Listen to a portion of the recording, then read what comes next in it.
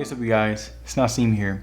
Now, ever since Google and Apple have released their top of the line phones, many of us have been concerned as to whether or not we should buy the Pixel 7 Pro or the iPhone 14 Pro Max. So in this video, I wanted to break down what each phone is good at based on various stages of use so that you can get an idea of which phone is actually better in terms of value. Now, the Pixel 7 Pro and the iPhone 14 Pro Max are two phones that really have a lot in common and also have many differences. Both have arguably the best camera quality in the game. Both have really great yet smooth softwares that are perfect for their personas. Both have really good looking displays that offer a premium visual experience, and both have a premium yet durable build quality in order to last longer. But looking at them from an individual standpoint, there are some things that each phone is better at. The iPhone 14 Pro Max has a better battery life, a better ecosystem, and more updates. And the Pixel 7 Pro has many valuable advantages as well. It has more customization within the software. It is an overall much smarter phone when it comes to human interaction. And the most important thing is, it's a cheaper price even though it's up there in terms of specs and usability. So even though both of these phones had many things that were good, they both had their downsides when it came to many different things. And today,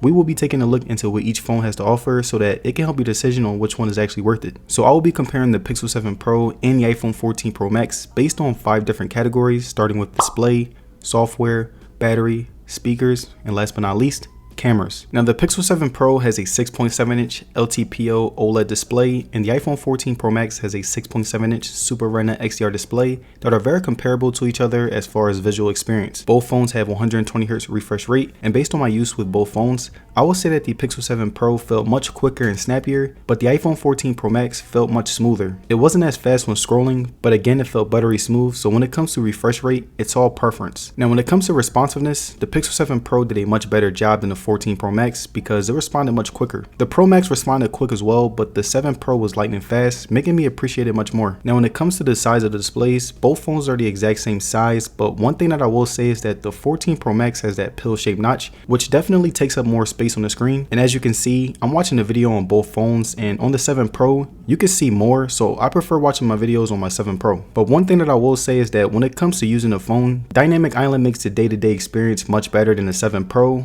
I like that whatever I was doing, the pill notch added to the experience, and the 7 Pro had a regular camera cutout. Facial recognition was much better on the iPhone. It was faster, more accurate, and more integrated within the system. But the one thing that the 14 Pro Max doesn't have is Touch ID, and that's why I prefer using the 7 Pro, because putting your face straight to the phone every time can be extremely annoying, and Google gives you more options. Now, when it came to brightness, both the 7 Pro and the 14 Pro Max had really bright screens that were very easy to use whenever the sun was shining, but the iPhone was a little bit brighter. Also, the whites were better, which really gave me a much better look. Now, the final thing that I really liked about both the 14 Pro Max and the 7 Pro was the fact that they both had really great resolutions. Both phones had nice and vibrant colors, both phones had sharp displays, and both phones gave me an overall really great experience. So I would say that in terms of resolution when watching videos, it was pretty much tied. And to give you guys an idea of my experience with each phone, here are some examples of me playing games and watching videos.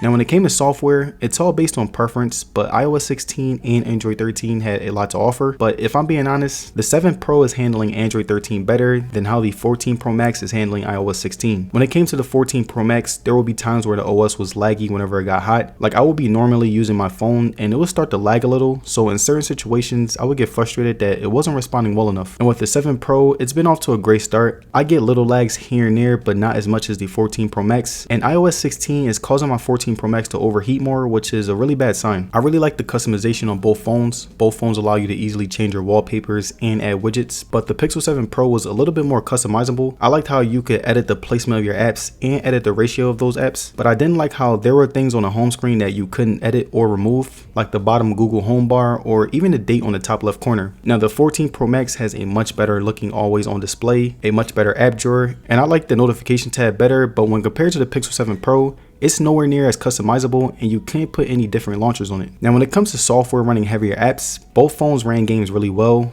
Every single time the animations rose up, both phones were as smooth as ever, and I really enjoyed gaming on both phones. Now the battery on the 14 Pro Max was better for me based on my use with both phones. The 14 Pro Max will be able to last me all day with 8 to 9 hours of on-screen time, and my Pixel would give me 7 to 8 hours, which was really good also. With the 14 Pro Max, I would end my days with about 20%, which was really good. And with the Pixel 7 Pro, the battery will be around 15%, which was also really good. Also, I didn't use any power saving mode for this test, so the 14 Pro Max is slightly better when it comes to pure performance. Now when it came to charging speeds, the 7 Pro was much faster. Both would charge pretty fast, but the 7 Pro would get things done in a slightly shorter amount of time, and it really came in handy. So overall, I would say that the battery on both phones were really good, and if you're someone who is looking to get the Pixel 7 Pro or the 14 Pro Max, then the 14 Pro Max is a slightly better buy. Now when it came to bass, I would say that the 14 Pro Max's speakers were slightly better and more high quality. It made listening to songs much more enjoyable. The 7 Pros was still pretty good, especially when compared to other phones in the market, but it didn't really hit as hard as the 14 Pro Max. But still, the overall sound quality on both phones were really good. Music sounded nice, videos were loud and clear, and the speakers overall enhanced my viewing experience because they were just that good. And to give you guys an idea of how both the speakers sound, I'm going to play a video so that you could just see how loud they are.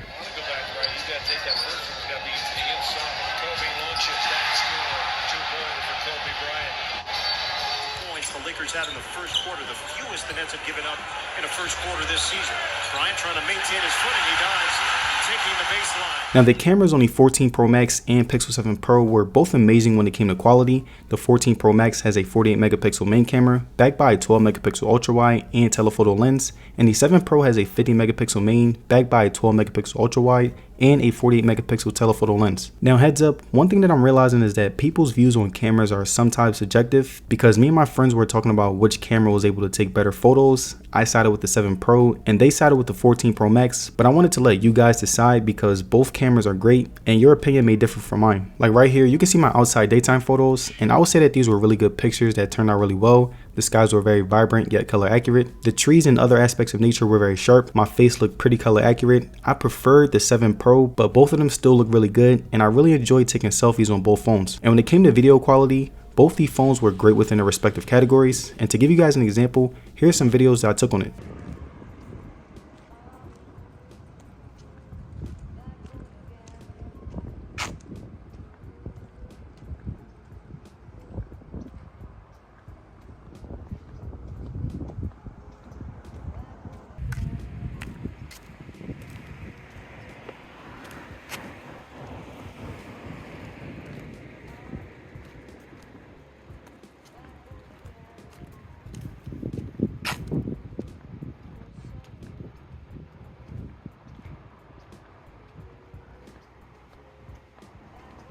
So here's the final question. Should you buy the Pixel 7 Pro or the iPhone 14 Pro Max?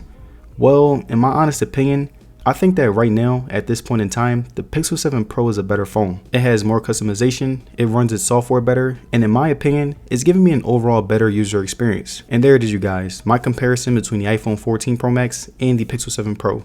Now let me know down in the comments, would you get the blah blah blah blah? Let me know. And if you guys made it to the end of this video, I would like to say thank you for sticking around. And don't forget to like the video and subscribe, it will be very appreciated. And as far as social media, you can follow me on Twitter and Instagram, and I will see you guys on the next one. Peace.